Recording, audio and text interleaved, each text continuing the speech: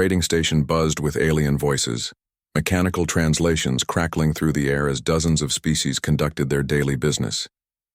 Commander Zarath stood near the central plaza, her 7-foot frame towering over most of the crowd. Her forearms moved in practiced patterns as she adjusted the ceremonial armor that marked her as a Kethmori warrior, each piece crafted from the bones of creatures she had personally slain in ritual combat. The Kethmori were known throughout the galaxy as the ultimate warriors. Their home planet was a death world where only the strongest survived, and their culture revolved entirely around proving one's worth through combat. Zarath had never lost a duel. In 300 years of life, she had defeated champions from 47 different species, including the massive Gorlak berserkers and the lightning-fast Veltar assassins. Today, she was looking for her next challenge. "You there?" she called out in the common galactic tongue, her voice carrying the clicking undertones that marked her species. Human. The figure she addressed turned slowly. He was unremarkable by most standards. About 6 feet tall, brown hair, wearing simple merchant clothes. His species was relatively new to the galactic community, having only made contact 20 years ago. Most aliens dismissed humans as weak, soft creatures from a paradise world where nothing had ever challenged them to grow strong. "Yes," the human replied, his voice calm. "I am Commander Zarath of the Kethmori warrior caste. I have heard tales of your species, though none speak of your combat prowess. Tell me, do any of your kind know how to fight, or are you all as soft as you appear?" The human's companions, a group of traders and diplomats, stepped back nervously. Confrontations with Kethmori warriors rarely ended well for other species. The human, however, seemed completely unfazed by the 7-foot predator looming over him. "My name is Marcus Chen," he said simply, "and yes, some of us know how to fight." Zarath's mandibles clicked in what might have been amusement. "You speak boldly for such a small creature. Your world is listed as a Class 7 paradise planet. What could you possibly know of true combat?" Marcus tilted his head slightly, studying her. "What makes you think Earth is a paradise? The Galactic Survey records? Moderate temperatures, abundant water, rich soil, minimal predators. Your species had no reason to develop strength." "Interesting," Marcus said. "The survey teams must have visited during a calm season." Something in his tone made Zarath pause. There was no fear in his voice, no submission. Most species cowered when faced with a Kethmori challenge. Even the proud Veltar showed some sign of unease. This human spoke as if he were discussing the weather. "You dare mock the Galactic Survey?" Zarath's 4 hands moved to her weapons. "Perhaps you need a demonstration of what real warriors can do." "I'm not mocking anyone," Marcus replied. "But if you're interested in a demonstration, I'd be happy to accept your challenge." The plaza fell silent. Conversation stopped mid-sentence as beings turned to stare at the human, who had just agreed to face a Kethmori warrior in combat. Several aliens began backing away, not wanting to be splattered with blood when the fight began. Zarath's eyes narrowed. "You would duel me?" "Knowing what I am, I know you're a warrior who's never lost a fight," Marcus said. "I also know you're looking for a challenge. Maybe we can help each other out." "This is madness," whispered one of the human diplomats. "Marcus, you can't seriously be considering this. She's killed champions from dozens of worlds." Marcus didn't take his eyes off Zarath. "What are the terms?" Zarath's mandibles clicked again, but this time there was genuine interest in the sound. "Traditional Kethmori combat. No weapons beyond what your body provides. No armor. First to yield or die loses. The victor gains honor, the defeated gains nothing but shame." "And if I win?" Marcus asked. The question drew gasps from the crowd. The idea of anyone defeating a Kethmori champion was so absurd that most species didn't even consider it possible. "You won't," Zarath said simply, "but if by some impossible chance you do, you would gain the greatest honor my people can bestow. Recognition as a true warrior." Marcus nodded slowly. "And if you win?" "When I win, your species will know that they are weak and all will understand the superiority of the Kethmori." "All right," Marcus said. "When and where?" Zarath studied him for a long moment. Every instinct she had developed over 3 centuries of warfare told her that something was wrong with this picture. The human showed no fear, no doubt, no signs of the desperate bravado that usually drove weaker species to make suicidal challenges. He simply stood there, calm and patient, as if he were agreeing to a friendly sparring match. "The combat arena level 7, 1 hour from now. That will give you time to prepare." Or flee, if wisdom finally reaches you. Marcus smiled, and for just a moment, Zareth felt something she hadn't experienced in decades. Uncertainty. There was something in that smile, something that didn't belong on the face of prey. "I'll be there," Marcus said. "See you in an hour." As he walked away with his companions, Zareth found herself watching him go. His movements were too fluid, too controlled. He walked like a predator trying to appear harmless, not like prey trying to appear brave. For the first time in her long life, Commander Zareth began to wonder if she might have made a mistake. The arena on level 7 was typically used for trading disputes and minor entertainment. It hadn't seen a true Kethmori challenge in decades. Word spread quickly through the station, and by the time the hour was up, the viewing galleries were packed with aliens eager to witness what most expected to be a very brief and very bloody spectacle. Zareth entered from the Warrior's Gate, her ceremonial armor replaced by simple fighting clothes. She performed the traditional Kethmori warm-up, her forearms moving in perfect synchronization as she demonstrated the lightning-fast strikes that had ended so many challenges. Then the human entered from the opposite gate, and Zareth felt her certainty waver once again. Marcus moved with the same casual confidence he had shown in the plaza, but now she could see the precision in every step, the way his eyes catalogued every detail of the arena, the subtle shift in his stance that spoke of countless hours of training. This was not the movement of a soft paradise worlder. This was how apex predators moved when they owned their territory. The referee, a nervous Tillich official, stepped to the center of the arena. His translator device crackled as he announced the formal challenge rules to the gathered crowd. Zareth barely listened. She had fought under these rules hundreds of times before. Instead, she found herself studying her opponent. Marcus stood perfectly still, but it wasn't the stillness of someone frozen by fear. It reminded her of something, though she couldn't quite place what. His breathing was slow and controlled, his hands relaxed at his sides. When he caught her looking, he nodded respectfully, as if acknowledging a fellow professional. "Combatants ready?" the referee called out. "Ready," Zareth replied, sliding into the traditional Kethmori fighting stance. Her forearms spread wide, claws extended, body low to the ground for maximum stability and striking power. "Ready," Marcus said simply. He didn't take any recognizable fighting stance at all. He just stood there, balanced on the balls of his feet, looking almost bored. The crowd murmured in confusion. Several alien scholars in the viewing galleries consulted their data tablets trying to identify what species of combat form the human might be using. They found nothing that matched his casual posture. "Begin!" the referee shouted, then quickly scrambled out of the way. Zareth moved like lightning, closing the distance between them in a blur of motion. Her forearms struck simultaneously from different angles, a combination that had overwhelmed every opponent she had ever faced. No creature could defend against attacks coming from 4 directions at once. Marcus wasn't there. He had moved at the last possible second, a minimal shift that took him just outside the range of her strikes. Zareth's claws passed harmlessly, through empty air where his torso had been a fraction of a second before. Impossible. Her enhanced Kethmori reflexes should have been far faster than any Paradise Worlder could match. Yet somehow he had read her attack and countered it before she had even fully committed to the strikes. She spun immediately, expecting him to be behind her, but he had moved again. This time he was to her left, still in that casual stance, watching her with those calm human eyes. "Interesting opening," he said conversationally. "Want to try again?"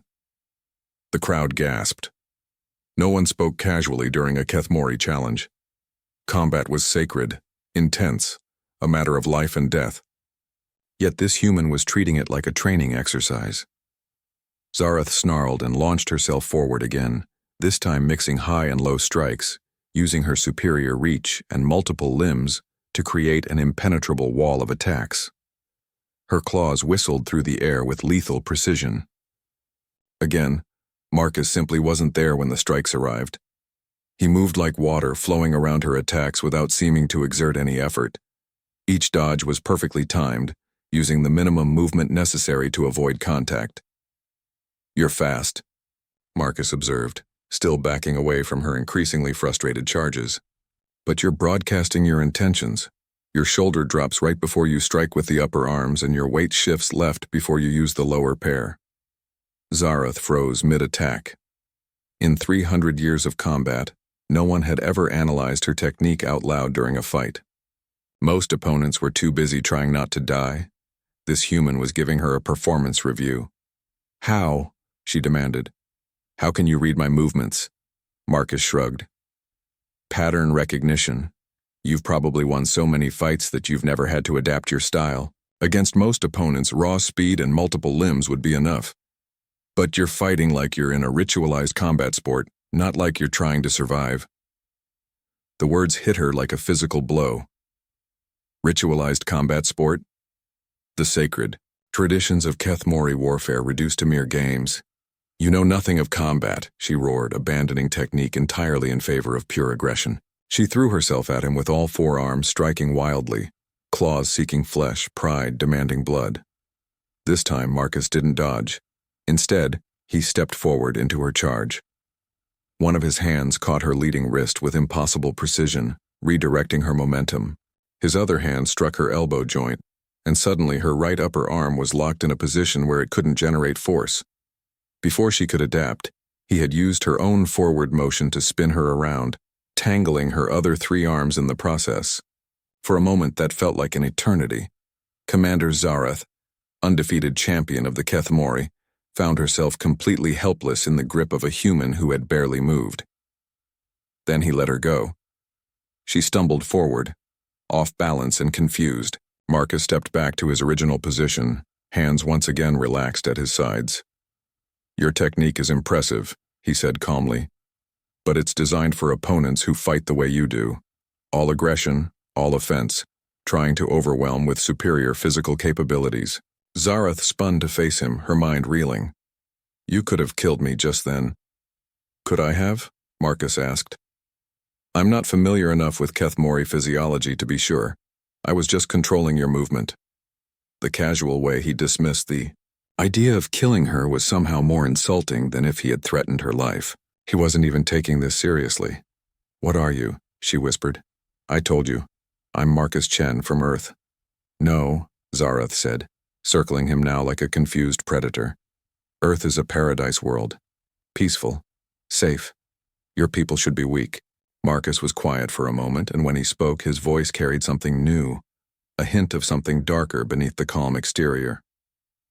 "Zarath," he said, "what do you know about persistence hunting?" The question seemed to come from nowhere. What does that have to do with anything? On Earth, before we developed technology, humans hunted by following prey animals for days or weeks at a time. We couldn't run faster than deer or antelope, but we could run longer. We would follow them until they collapsed from exhaustion. So we evolved to be the most persistent predators our planet has ever produced. We don't give up. We don't stop. We adapt. We learn. We outlast everything else. As he spoke, Zarath began to understand what had been bothering her about his movement. It wasn't the stillness of prey. It was the patience of a predator that had all the time in the world. "The survey teams," Marcus continued. "They visited during what we call peacetime. But Earth isn't peaceful because it's safe, Zarath. Earth is peaceful because we've become so good at warfare that we scared ourselves into stopping." The arena had gone dead silent. Every alien in the viewing galleries was hanging on his words, beginning to understand that they might have drastically misjudged humanity. "Show me," Zarath said quietly. "Show me what you really are." Marcus's expression changed. The casual friendliness vanished, replaced by something that made every instinct Zarath possessed scream danger. For the first time since entering the arena, he looked like he was actually paying attention. "Are you sure?" he asked. "Because once I do, this stops being a friendly sparring match." Zarath felt something primal awaken in her chest, an emotion she had thought herself incapable of experiencing. Fear. Real fear. Not the nervous excitement of a challenging fight, but the deep, instinctual terror that came from recognizing something higher on the food chain. "Yes," she said, though her voice came out smaller than she intended. Show me. Marcus nodded once and everything about him changed. The casual posture vanished. His stance shifted slightly. Weight redistributed in a way that suddenly made him look larger, more solid. His hands, which had seemed so relaxed, now held themselves in positions that suggested they could move to any target in a fraction of a second. Most unsettling of all were his eyes. They had gone from warm and friendly to cold and calculating, studying her with the detached interest of a scientist examining a specimen. "Computer," he called out to the arena systems, "activate full gravity simulation. Earth, normal." The arena's artificial gravity generators hummed to life, increasing the gravitational pull to match Earth's standard. Most aliens found Earth gravity uncomfortably heavy, but Zarath's homeworld was even more massive. The change shouldn't have affected either of them significantly, but as the gravity shifted, Marcus seemed to settle into it like he was coming home. Every movement became more fluid, more controlled. It was as if the increased weight was actually helping him move more efficiently. "Earth gravity is 1.3 times galactic standard," he said conversationally, beginning to circle her with predatory grace. "Most species find it restrictive. We find it comfortable." Zarath tried to track his movement, but there was something hypnotic about the way he moved. Each step was perfectly placed, perfectly balanced. He wasn't just walking, he was demonstrating complete control over his environment. "You wanted to know about Earth?" Marcus continued. "Let me tell you about Earth. Our planet has killed more species than every other world in this sector combined. 99% of everything that has ever lived on Earth is dead. And you know what survived?" He stopped moving, fixing her with that unsettling stare. "The things that became too dangerous for the planet to kill."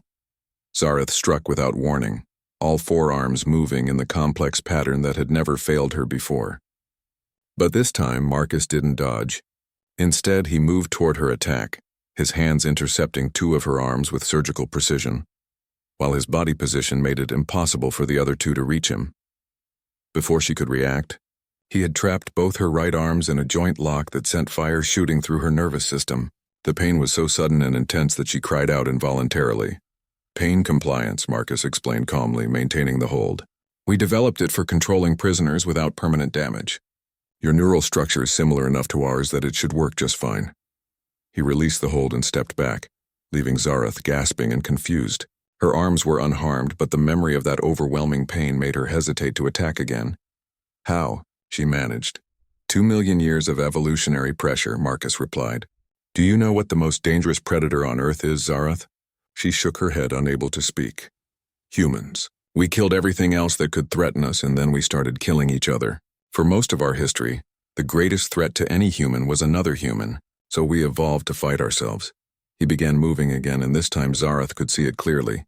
He wasn't just demonstrating superior technique. He was showing her how completely he understood violence. Every step was calculated. Every gesture was a potential weapon. Every glance cataloged potential targets and escape routes.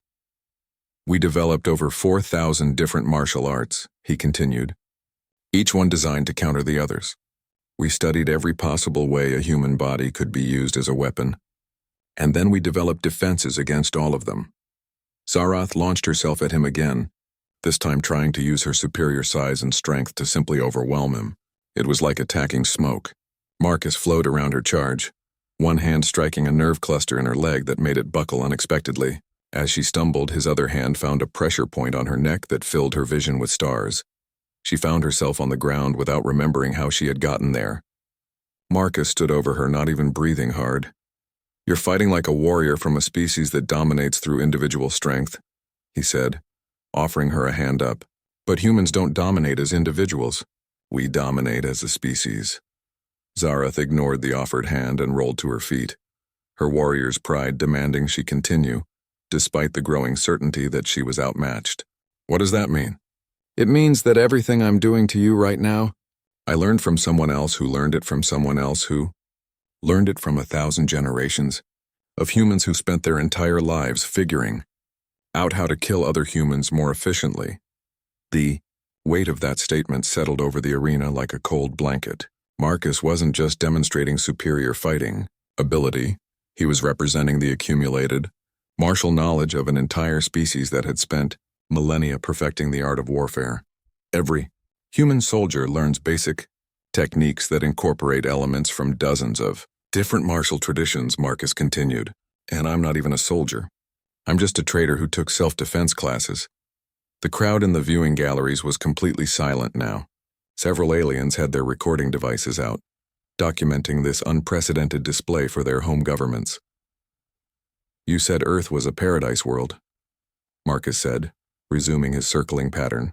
But you never asked what we had to do to make it paradise. Zarath tried a different approach, using her superior reach to strike from maximum distance. Marcus simply stepped inside her guard, too close for her longer arms to generate effective force. His elbow found her solar plexus with pinpoint accuracy, driving the breath from her lungs. As she doubled over, gasping, Marcus's voice came from directly beside her ear. We exterminated the megafauna. We tamed the predators. We conquered the diseases. We fought wars that killed hundreds of millions of our own people just to decide which group of humans would be in charge of which pieces of dirt. He stepped back, giving her room to recover. Earth isn't peaceful because nothing dangerous lives there. Earth is peaceful because we killed everything dangerous, including most of ourselves. What you call paradise, we call a retirement home. Zarath straightened slowly, her respect for this human growing even as her confidence crumbled. You're toying with me. No, Marcus said seriously. I'm teaching you. This is what humans call a learning experience. Learning what? Marcus's smile was sharp as a blade. Learning that paradise worlds don't create weak species, Zarath. They create species that are so dangerous that they can afford to be peaceful. The revelation hit Zarath like a physical blow. Everything she had believed about the nature of strength, about the hierarchy of species in the galaxy, was crumbling around her. She had spent 3 centuries building her identity around being the ultimate warrior, the pinnacle of combat evolution. Now she was facing the terrifying possibility that she wasn't even close. This is impossible, she whispered. But even as she said it, she could feel the truth of Marcus's words. Every exchange had proven his superiority, but more than that, it had shown her how much she didn't know about fighting. Let me show you something else, Marcus said, settling into a new stance she didn't recognize. You've been fighting me like I'm another Kethmori warrior. Big mistake. This time when she attacked, Marcus didn't defend at all. Instead, he attacked back, and Zarath discovered what it meant to fight someone who had been trained from birth to battle creatures exactly like himself. His strikes came from impossible angles, targeting joints and nerve clusters with surgical precision.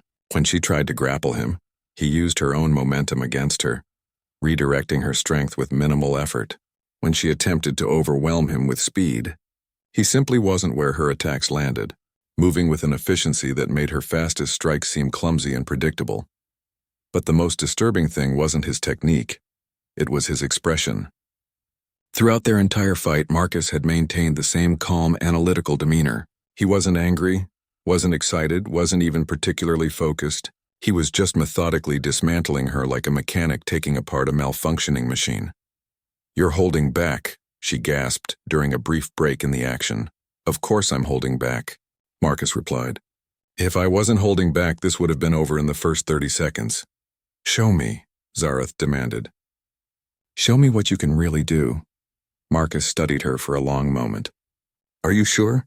Because what I've been doing is crowd-friendly combat. What you're asking for is what we call war. Zarath's pride wouldn't let her back down now. Show me war. Something shifted in Marcus's eyes. The analytical calm was replaced by something far more dangerous. A cold, predatory focus that made every instinct Zarath possessed scream for her to run. When he moved this time, it was like watching a completely different person fight. Every previous technique had been designed to control and subdue. This was designed to destroy. His strikes targeted killing points with ruthless efficiency, each one calculated to end the fight immediately.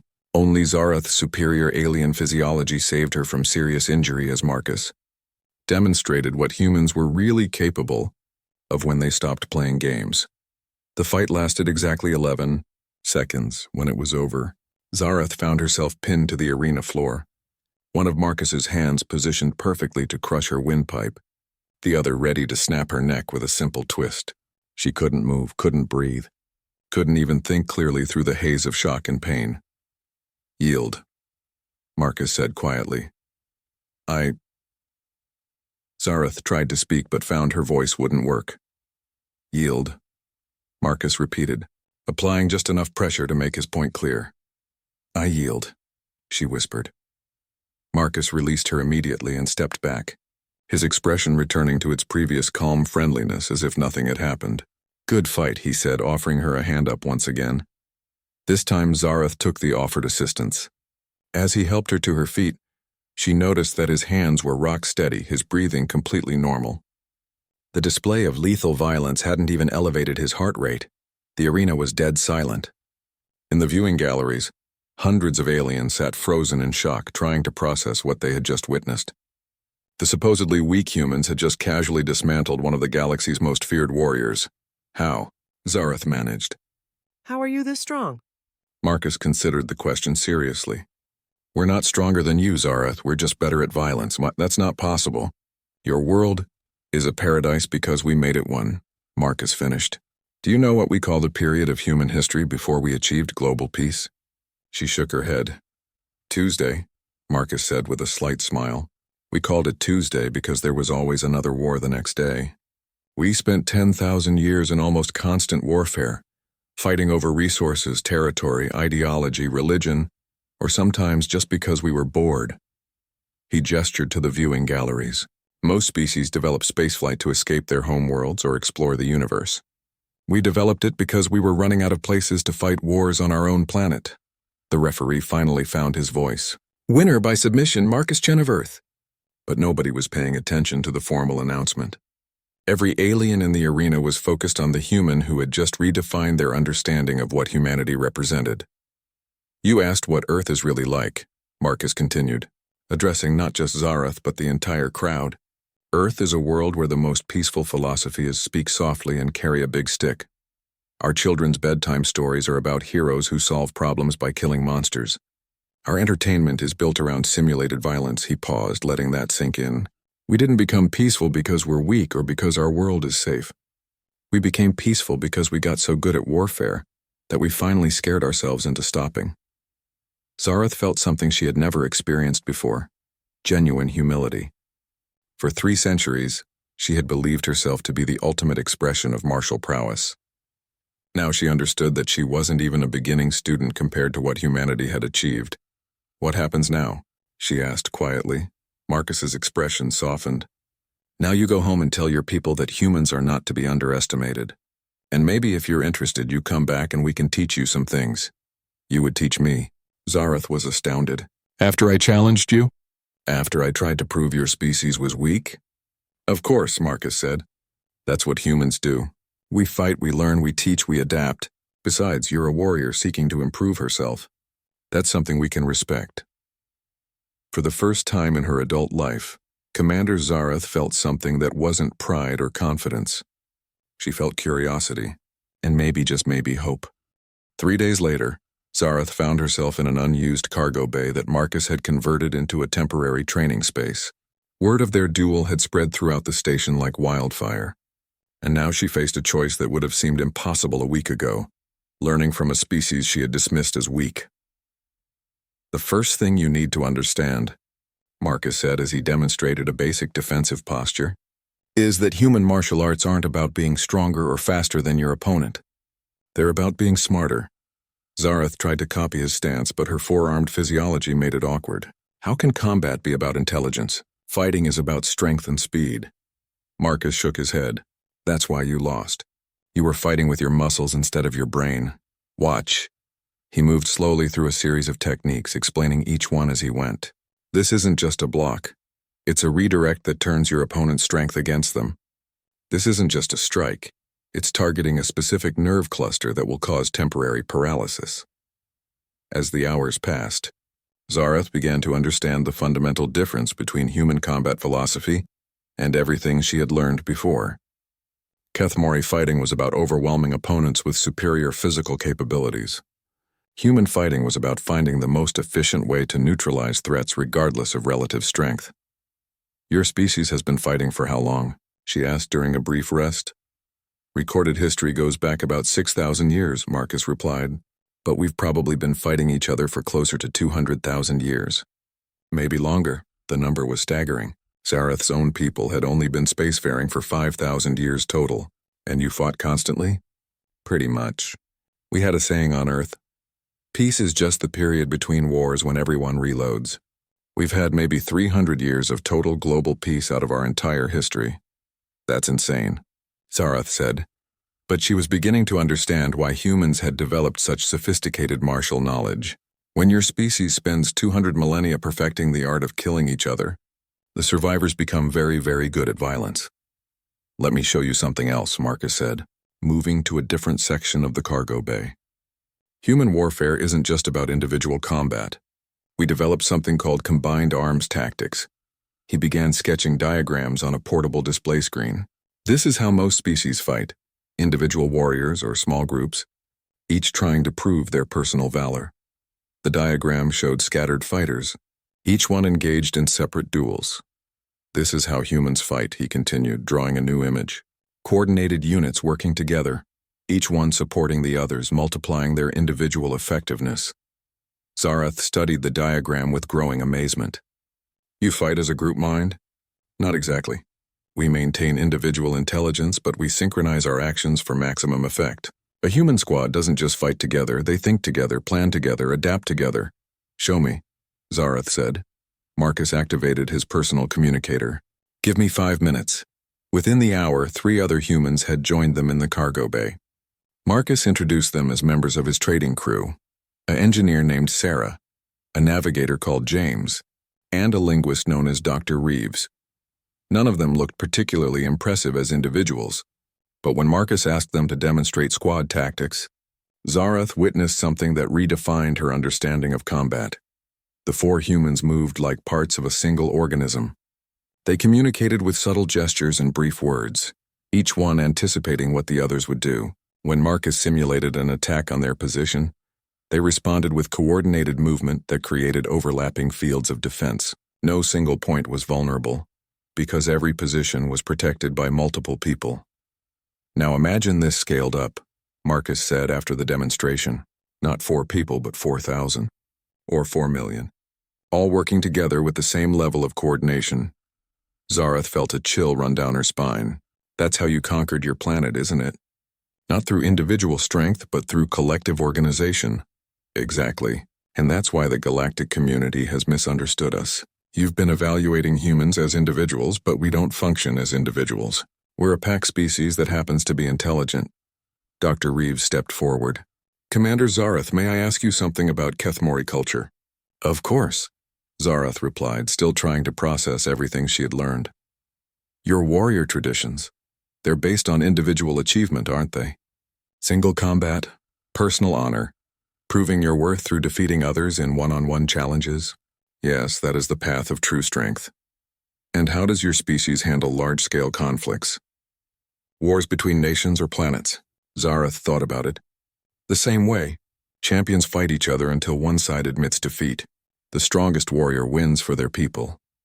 The humans exchanged glances that Zarath was beginning to recognize as significant communication. That's why you were so shocked by Marcus's abilities, Sarah explained. Your entire martial tradition is built around the idea that the strongest individual warrior determines victory. But human warfare abandoned that concept thousands of years ago. We learned that the best individual fighter doesn't matter if they're facing a coordinated team, James added. A single master warrior can defeat any other single warrior, but they can't defeat 100 average soldiers working together. Marcus nodded.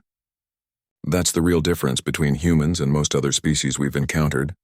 You're all still thinking about combat in terms of individual achievement. We evolved past that before we even developed agriculture. Zarath sat down heavily, overwhelmed by the implications. So when you defeated me, I wasn't representing human martial arts, Marcus said gently.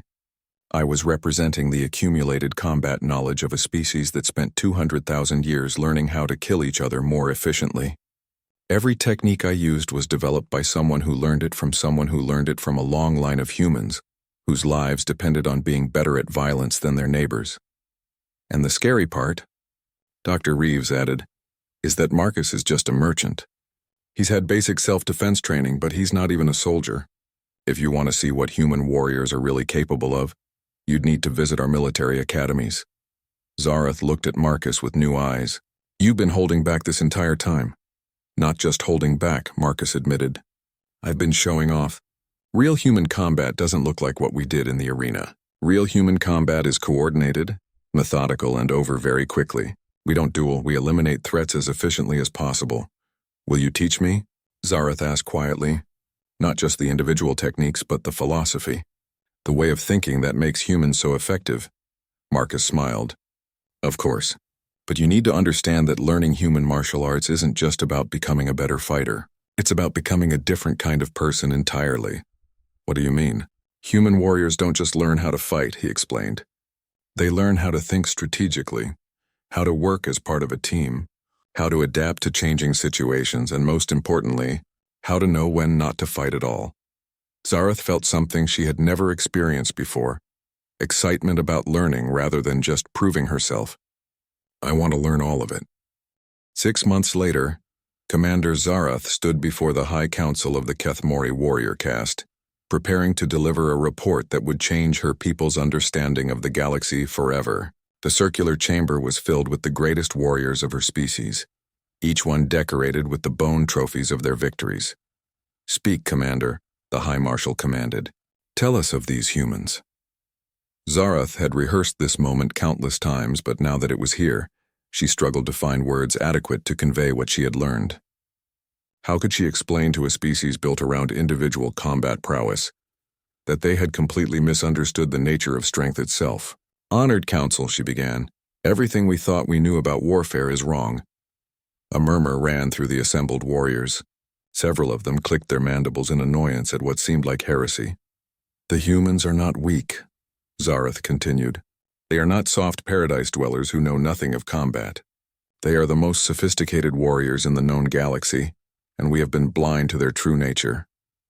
Impossible, declared Marshal Kethrak, a veteran of over 200 duels. We have studied their world. It is a garden planet with minimal predators and abundant resources. Such conditions cannot produce true warriors. That is exactly what they want us to think, Zarath replied. But consider this. What if a species became so proficient at warfare that they eliminated all external threats? What if they became so dangerous that they had to impose peace upon themselves to survive? She activated a holographic display that showed the recordings from her training sessions with Marcus and his crew. Watch and learn what real combat looks like. The footage played silently as Zarath demonstrated the human techniques she had learned. The assembled warriors watched with growing amazement as she moved with a fluid efficiency that bore no resemblance to traditional Kethmori fighting styles.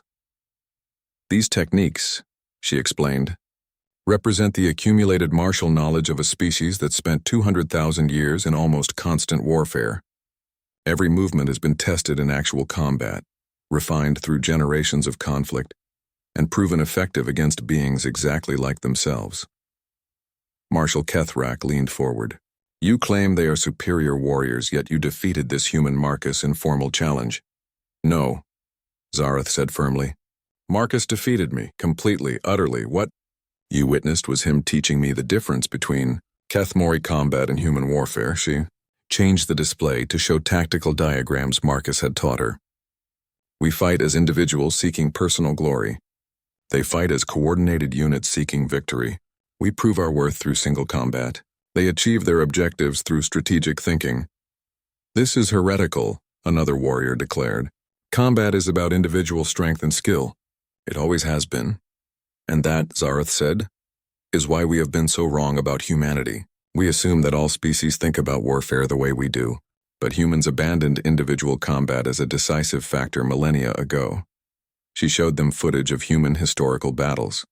Coordinated movements of thousands of soldiers working as single entities, technological advantages used to multiply individual effectiveness, strategic thinking that turned disadvantages into victories.